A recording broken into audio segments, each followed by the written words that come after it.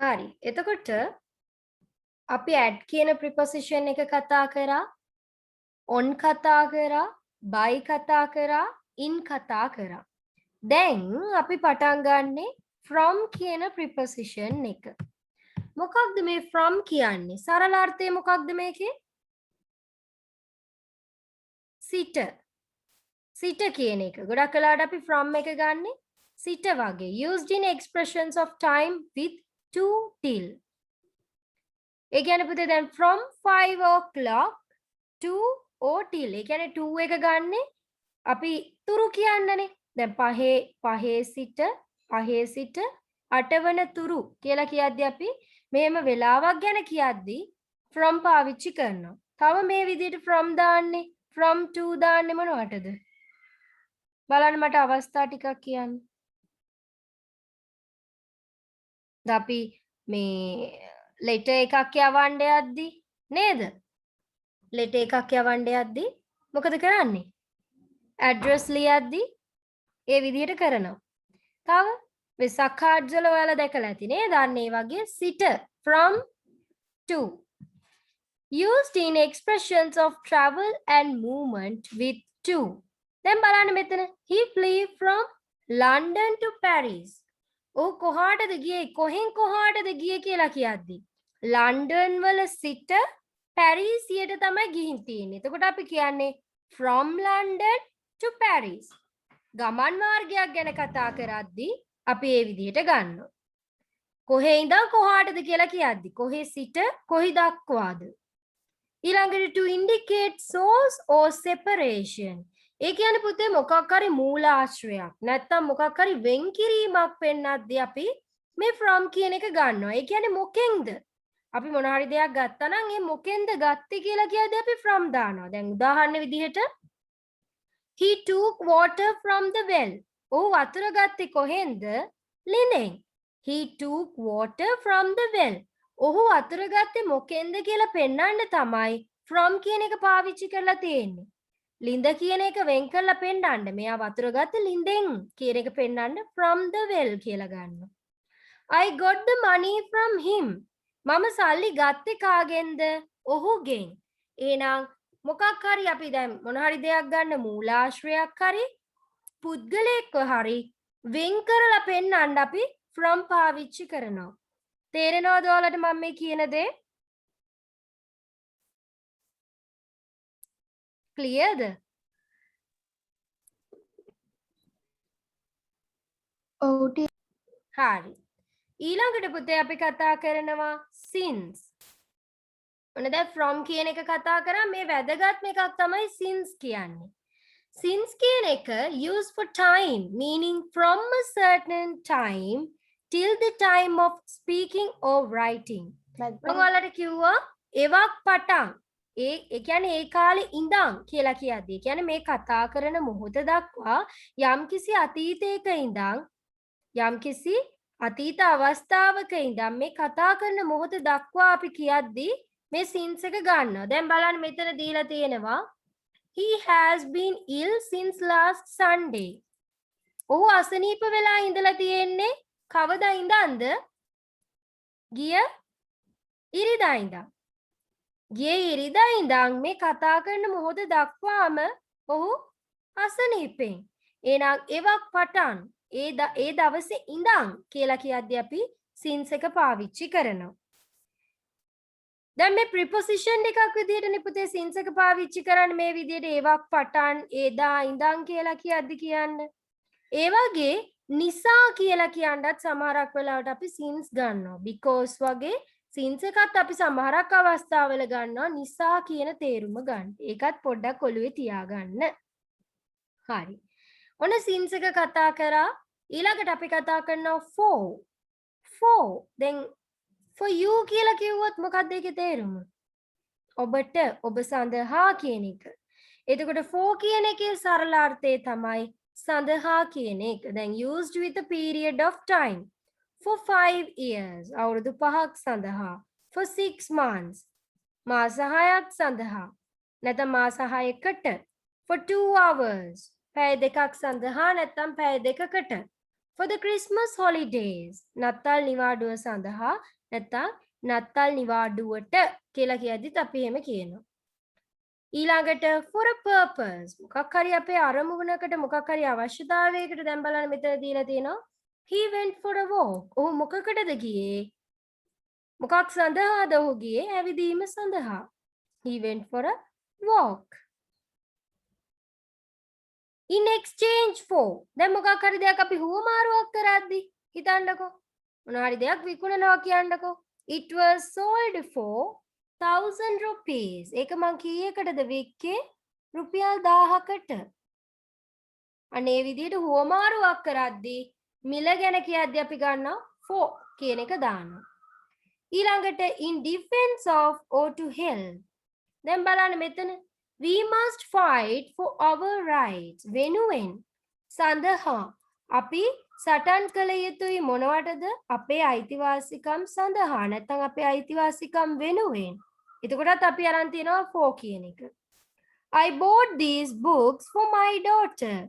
මම මේ පොත් මිලදී ගත්තේ මගේ දුව සඳහා නැත්නම් මගේ දුවට. මේ විදිහට අපි for එක පාවිච්චි කරනවා. ඊළඟට තවත් එක අවස්ථාවක් දීලා තියෙනවා මේ for කියන එක පාවිච්චි කරන to describe extent or duration. මොකක් හරි පුතේ කාලවකවානුවක් හරි පරතරයක් හරි කියද්දි දැන් කොච්චර පරතරයකටද? I walked for 2 miles. මම කොච්චරක් ඇවිද්දේ?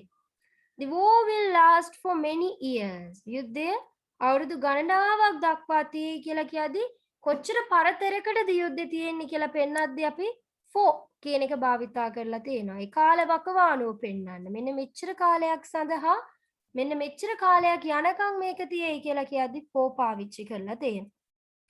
ඊළඟට during. during කියන එකේ තේරුම මොකක්ද? අපි කතා කරා ගිය සතියේ. කාල පරිච්ඡේදය තුල අතරතුර කියද්දි නේද? during මොකක් හරි කාල පරිච්ඡේදයක් අතරතුර.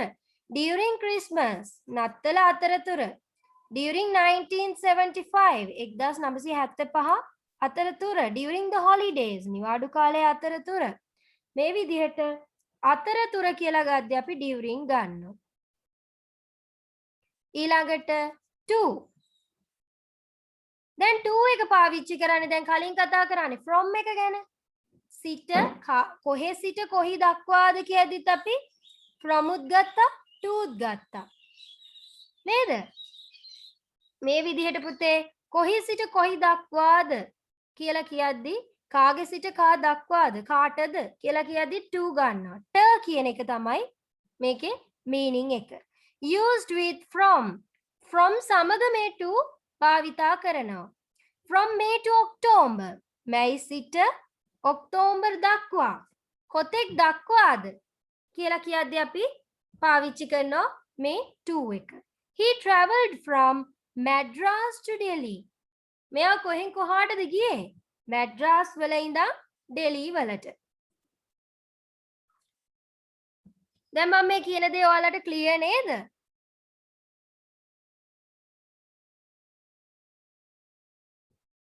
මම කියන දේ ක්ලියර්ලි ඇහෙනවද පුතේ? ඔව් ටීචර්. හරි. ඊළඟට used with the meaning in the direction of. දැන් කොහාට කවුරු හරි කෙනෙක් කොහාටද ගියේ? he went to the station. ඔහු ගියේ ස්ටේෂන් එකට. she ran to the gate. ඇය දිව්වේ ගේට්ටුව ළඟට. දැන් සාමාන්‍ය කෙනෙකුට කොහාටද ගියේ කෙනා කොහාටද ගියේ කියලා කියද්දී අපි මේ to කියන එක පාවිච්චි කරනවා. එහෙනම් ඊළඟට අපි කතා කරනවා till until. අපි එදා කතා කරා මේකත්. till until කියන දෙකේම තේරුම මොකද්ද?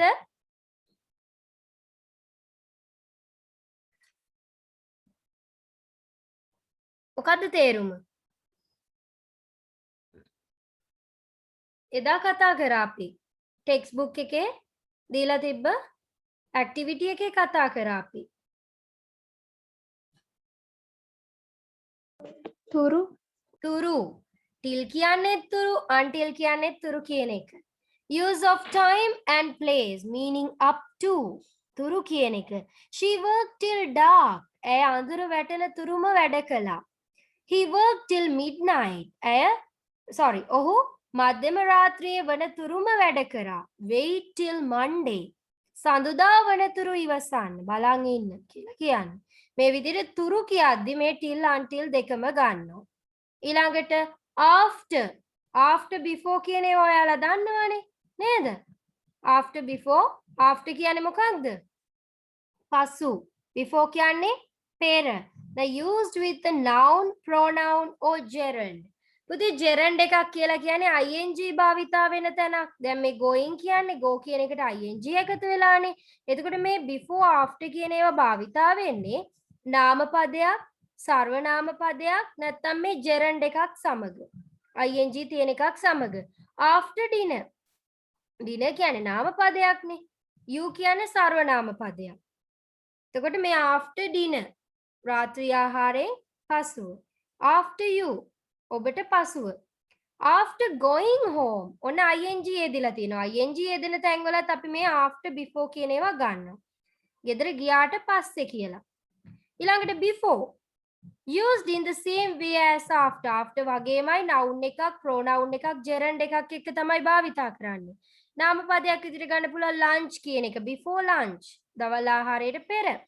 before her pronoun එකක්, සර්වනාම පදයක් her කියන එක. ඇයට පෙර. before paying him the money ඔන්න gerund එකක් ing form එකක් තියෙනවා මෙතන. before paying him the money ඔහුට මුදල් ගෙවීමට පෙර. මෙන්න මේ විදිහට after before කියන ඒවා භාවිතා කරනවා.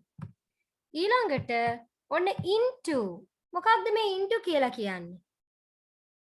තුලට කියන එක. තුලට කියන එක තමයි into කියන්නේ. used to express travel or movement or entrance. මොකක් හරි තුලට යෑමක් ගැන කතා කරද්දි මොන හරි දෙයක් තුලට ගියා. දැන් බලන්න the mouse crept into a hole. මේ මීයා රිංගලා තියෙන්නේ ගුලකට. into a hole කියන්නේ ගුලකට. අනේ ගුල තුලට කියද්දි. අනේ විදිහට තුලට කියන එක තමයි මේ into කියලා කියන්නේ. We can't get into our house. ඒ කියන්නේ මොකක්ද? අපිට අපේ නිවස තුලට යන්න බෑ. It is surrounded by water. ජලයෙන් වට වෙලා. It is difficult to get into a good school. දා අපහසුයි හොඳ පාසලක් තුලට ඇතුළත් වෙන්න. ඇතුල් වීමට. එහෙනම් තුලට ඇතුල් වීමක් ගැන තමයි මේ ගොඩාක් into කියන එකෙන් අදහස් කරන්නේ. They climbed into the jeep. ඔවුන් කොහාටද නැග්ගේ? ජීප් එක තුලට. ජීප් රථය තුලට. Pour the milk into the jug. මේ කිරි පුරවන්න කියලා කියන්නේ මොකේකටද? කිරි වක් කරන්න කියන්නේ. ජෝගුව තුලට. එහෙනම් into කියන එකේ තේරුම පුතේ තුලට කියන එක. Thieves have broken into their house. කොහාටද මේ හොරු කඩාගෙන ගිහින් තියෙන්නේ? කඩා වැදිලා තියෙන්නේ. නිවස තුලට. මේ විදිහට into කියන එකෙන් ගන්න අපි තුලට කියන එක. ඊළඟට අපි off කතා කරා. එදා කතා කරා off කියන එක. මොකක්ද off කියන එකේ meaning එක?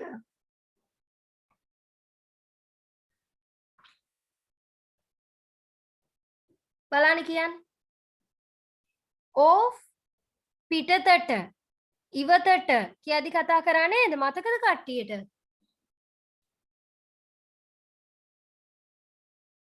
පුතේ ඔයාලට ක්ලියර්ලි ඇහෙනවද මං කියන දේ?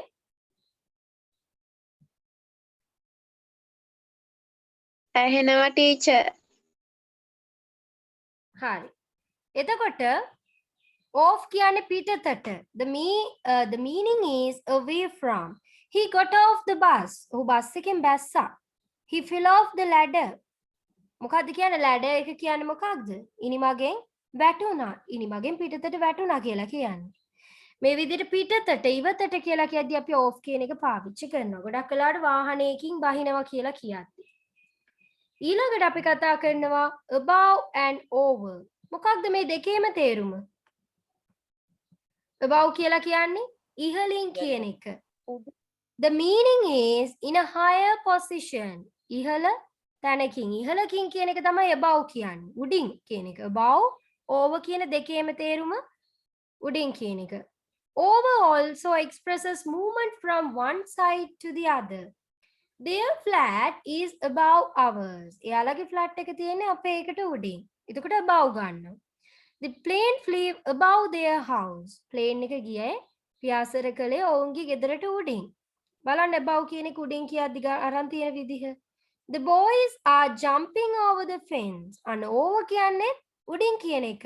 එහෙනම් මේ පිරිමි ළමයි අර වැටට උඩින් පනිනවලු. ඒකයි කියන්නේ over the fence. Hold the umbrella over your head. කුඩේ අල්ලන්න කියනවා හිසට ඉහළින්. එහෙනම් ඉහළින් කියලා කියද්දි above over කියන දෙකම පාවිච්චි කරනවා. දෙකෙන් එකක් ඔයාලට ගන්න පුළුවන්. ඊළඟට out of. මොකටද මේ out of කියන එක ගන්නෙ? දැන් ඔයාලට marks එහෙම දාද්දිත් කියනවා නේද? 10 out of 10. 10න් 10යි. මේ විදිහට used with meaning away from within among. පුතේ මේ out of කියන එකේ තේරුම් තුනක් තියෙනවා. එක තේරුමක් තමයි බලන්න පළවෙනි example එක we must get out of this house. අපි මේ ගෙදරින් පිටතට යා යුතුයි. එහෙනම් සමහරක් වෙලාවට මේ out of කියන එක පිටතට ඉවතට අර off වගේ අර්ථයක් එනවා. එක අවස්ථාවක. Second එක බලන්න he is taking his pen out of his pocket. within තුලින් කියන අර්ථයත් සමහරක් වෙලාවට මේ out of කියන එකෙන් එනවා. මොකක්ද ඒ කියන්නේ? ඔහු පෑන එළියට ගත්තා ඔහුගේ සාක්කුව තුලින් කියන අර්ථයත් සමහරක් වෙලාවට out of කියන එකෙන් එනවා.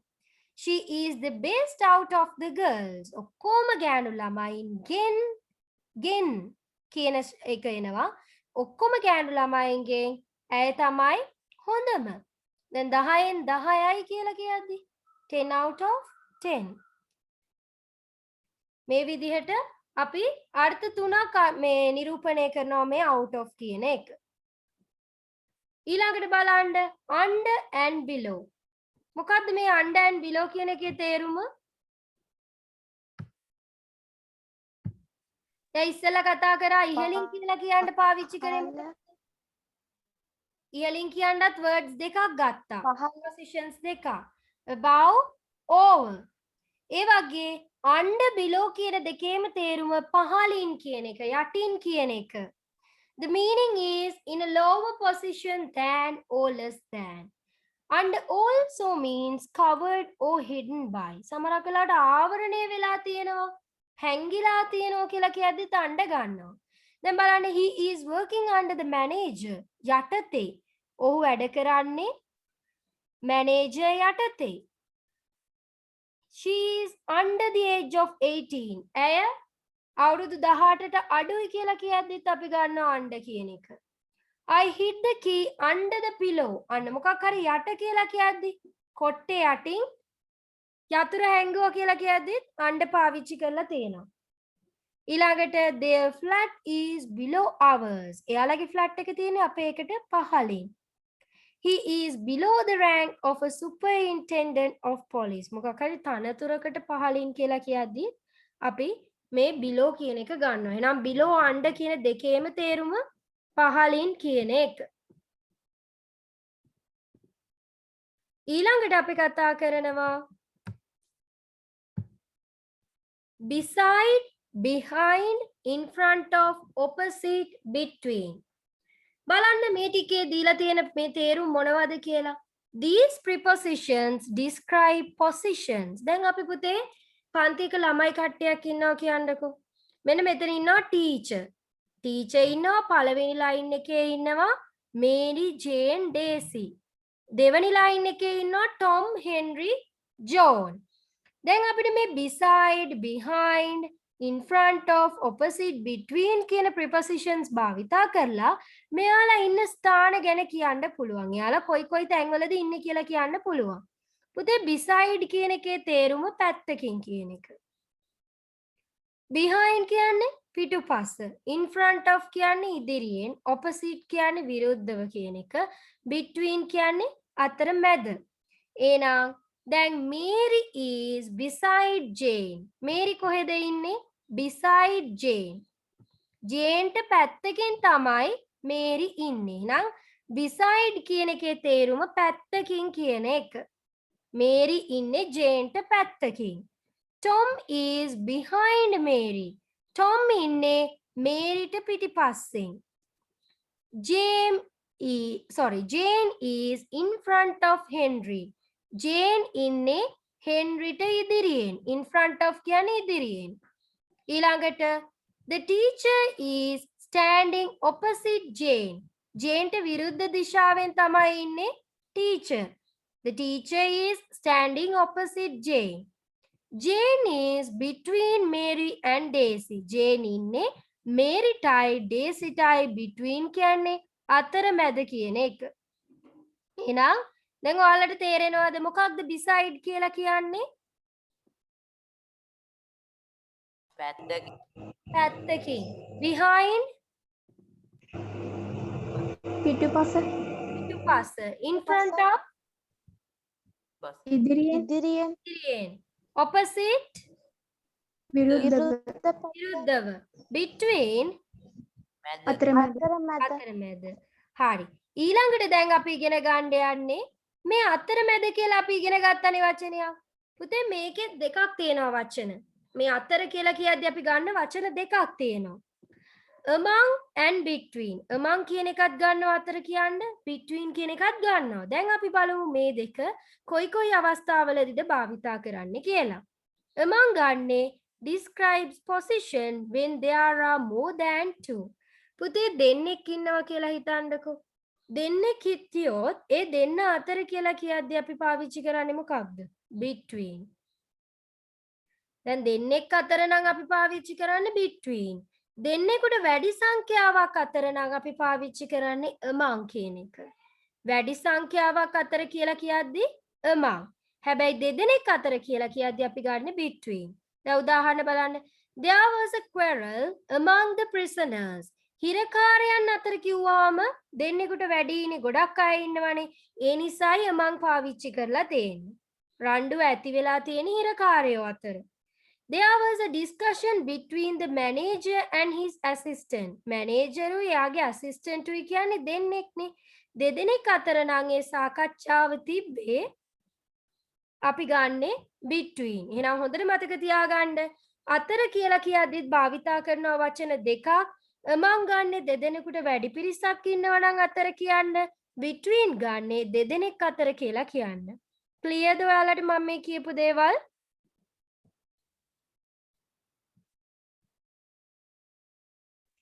ඔව් ටීචර්. හරි. දැන් පුතේ ඉස්සෙල්ලා මම ඔයාලට එක වචනයක් ඉගෙනුවානේ beside කියලා. හැබැයි මෙතන තියෙන්නේ besides කියලා. S එකක් ඇඩ් වෙලා තියෙනවා. හොඳට මතක තියාගන්න. beside කියන්නේ besides කියන්නේ වචන දෙකක්. තේරුම් දෙකක් තියෙන වචන දෙකක්. beside කියන එක අපි ඉස්සෙල්ලා ඉගෙන ගත්තා. මොකක්ද ඒකේ තේරුම? පැත්තකින් කියන එක. හැබැයි පුතේ besides කියලා කියන්නේ in addition to ඊට අමතරව කියන එක. ඒ අරුණම කියන එක තමයි besides කියලා S එකක් ආවහම තේරුම. මෙතන තියෙන උදාහරණයක්. Besides helping in the kitchen, she also sweeps the house. මේ කුස්සිය අත්උදව් දෙනවා ඇරුණාම, කුස්සිය උදව් කරනවා ඇරුණාම නැත්නම් කුස්සිය උදව් කරනවට අමතරව ඇය ගේත් අතු ගන්නවා කියලා කියනවා. එහෙනම් හොඳට මතක තියාගන්න beside කියලා කියන්නේ පැත්තකින්. හැබැයි besides කියලා කියන්නේ මොකක්ද? ඒ ඇරුණාම ඊට අමතරව කියන එක. Note the difference between beside and besides. මේ beside කියන එකයි besides කියන එකේ තේරුම් වල වෙනස හොඳට මතක තියාගන්න ඕනේ. beside කියන්නේ පැත්තකින්, besides කියන්නේ ඊට අමතරව. S එක ආවහම මේ වචනේ වෙනස් වෙනවා. ඊළඟට අපි කතා කරනවා with. with කියන්නේ ඔයාලා දන්නවා ලේසි.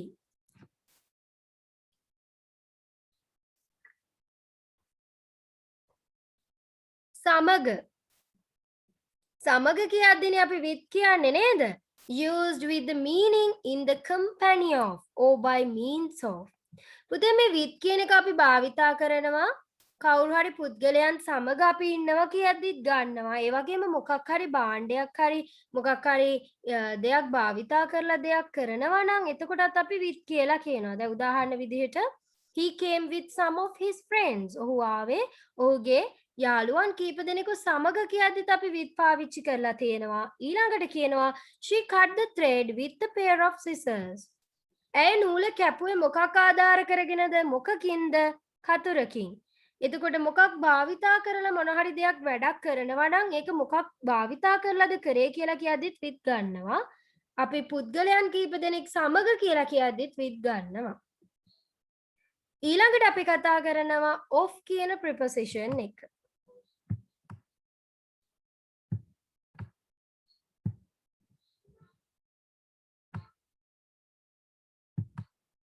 බලන්න of කියන එක අපි ගන්නවා concerning, about, made from or containing, born from or separated from. පුතේ of කියන preposition එකේ meanings ගොඩක් තියෙනවා. දැන් අපි ඉස්සෙල්ලා කතා කරා මම ඔයාලට කිව්වා about කියන්නේ ගැන කියන එකනේ. about ඇරුණාම අපිට preposition එකක් භාවිතා කරන්න පුළුවන් සම්බන්ධයෙන් ඒ ගැන කියලා කියද්දි. දැන් මොකක් හරි මාතෘකාවක් දීලා ඒ මාතෘකාව ගැන රචනාවක් ලියන්න කියද්දි අපි about ඇරුණාම තව මොකක්ද භාවිතා කරන්නේ?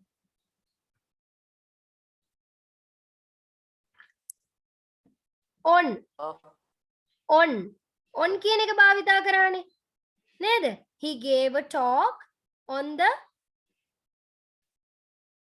the topics. මොනවද topics අපි කතා කරේ? එතන දීලා තිබ්බා pollution and health and pollution. he gave a talk on health and pollution. එතන on කියලා අරන් තිබ්බේ මොකක් කියන්නද?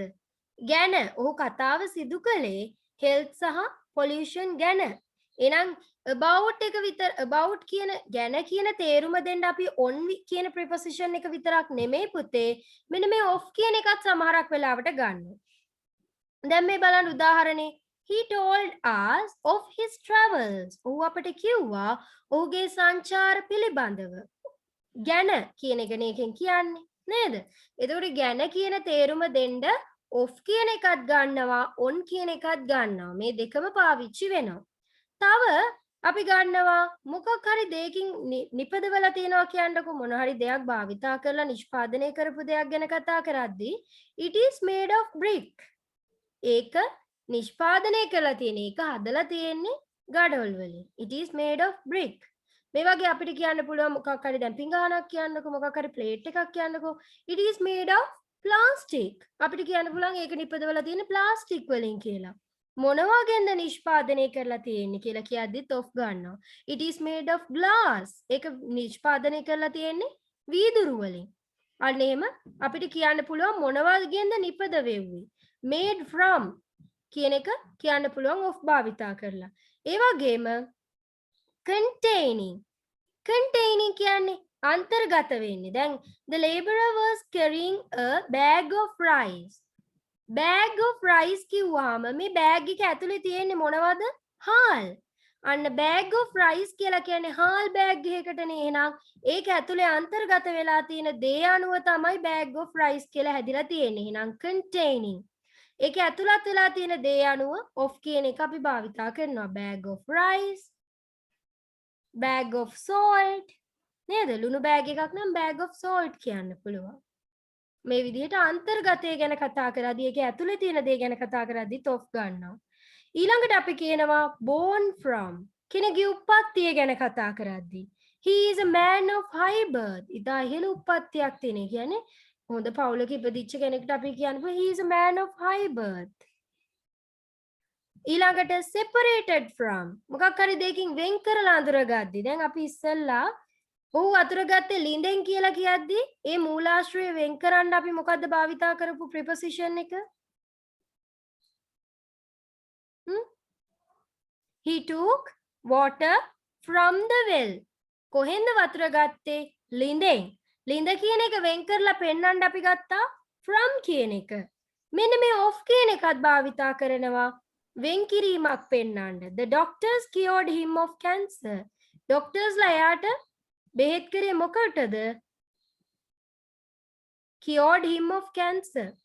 පිළිකාවෙන් තමයි සුව කරේ. පිළිකාවකින් තමයි ඔහුව සුව කළේ ડોක්ටර්ස්ලා. මොකකින්ද කියලා වෙන් කරලා පෙන්නනවා මේ of කියන එක භාවිතා කරලා. ක්ලියර්ද පුතේ ඔයාලට මම මේ කියන දේවල්? තිමිර ක්ලියර්ද ඔයාලට මම මේ කියන දේවල්?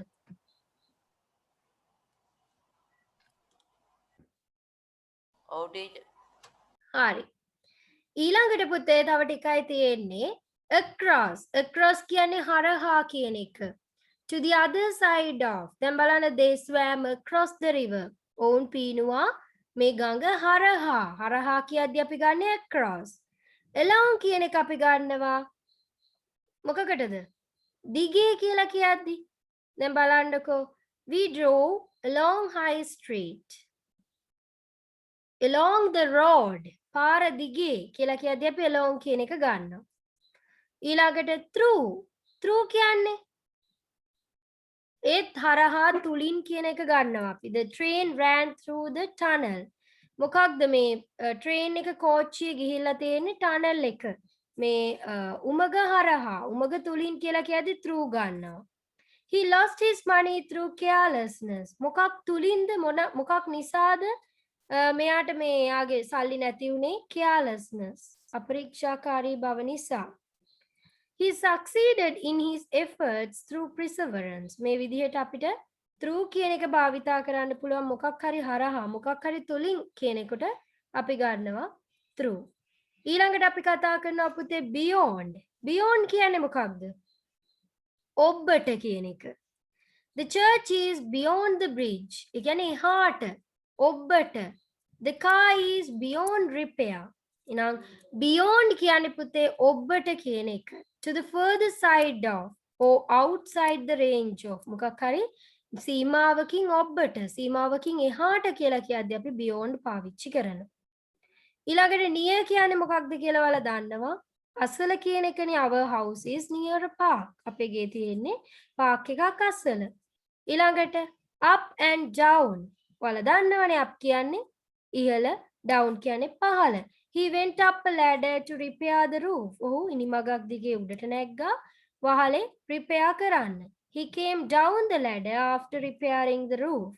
roof එක වහලේ repair කරාට පස්සේ ඔහු ඉනිමගෙන් පල්ලෙහාට ආවා. මේ විදිහට අපි පාවිච්චි කරනවා up and down. ඊළඟට against. against කියලා කියන්නේ මොකද්ද පුතේ? විරුද්ධව කියන එක. opposite or in contact with. They are playing against us tomorrow. හෙට උන් අපිට විරුද්ධව සෙල්ලම් කරන්නේ. Lean the ladder against the wall. The prepositions හරි. දැන් අපි කතා කරා ගොඩක් prepositions ගැන. දැන් අපි ඒ වගේ යනවා පුතේ මෙන්න මෙතන දීලා තියෙන activity එකට. මේ බලන්න at, on, by, in, from, since, for, to. බලන්න අපි කතා කරමු පළවෙනි එක you must finish this work tomorrow. මොකක්ද එන්නේ? by tomorrow. හෙට වෙද්දි මේ වැඩේ ඉවර කරලා තියෙන්න ඕනි කියලා කියනවා. එතකොට අපි පාවිච්චි කරනවා by.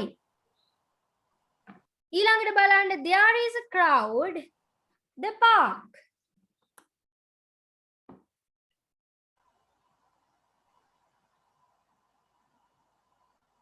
මොකක්ද එන්නේ? දැන් සාමාන්‍යයෙන් ඇතුළක් ගැන කතා කරද්දී අපි බිල්ඩින් එකක කාමරයක් ගැන කතා කරනවා නම් ස්ථානයක් ගැන කතා කරද්දී අපි ගන්නෙ ඉන්නේ. පාක් එකක් කියන්නේ එලිමහන් ස්ථානයක්නේ. එතකොට අපිට ගන්න පුළුවන් මොකද්ද?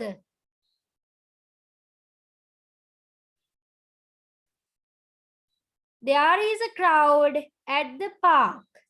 පාක් එකේ සෙනගක් ඉන්නවා. සෙනග ඉන්නවා. There is a crowd at the park. එලිමහන් ස්ථානයක් සම්බන්ධයෙන් ගොඩක් වෙලාවට අපි කතා කරද්දී ගන්නේ at.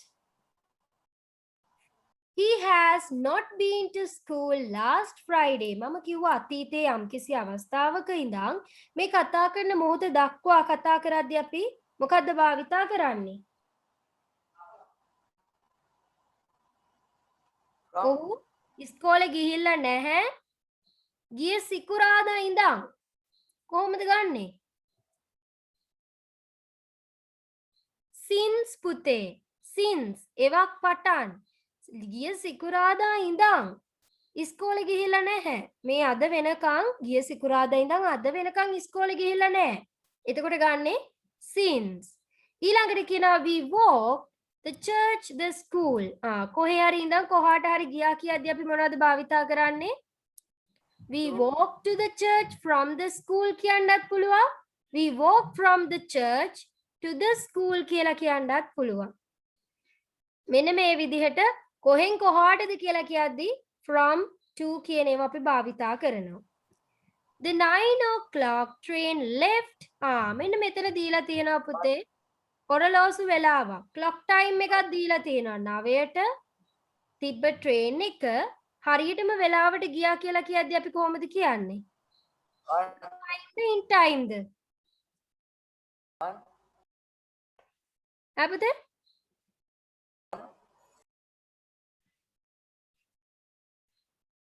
on time. හරියටම වෙලාවට මේ clock time එකක් ගැන කතා කරද්දී අපි ගත්තේ on time.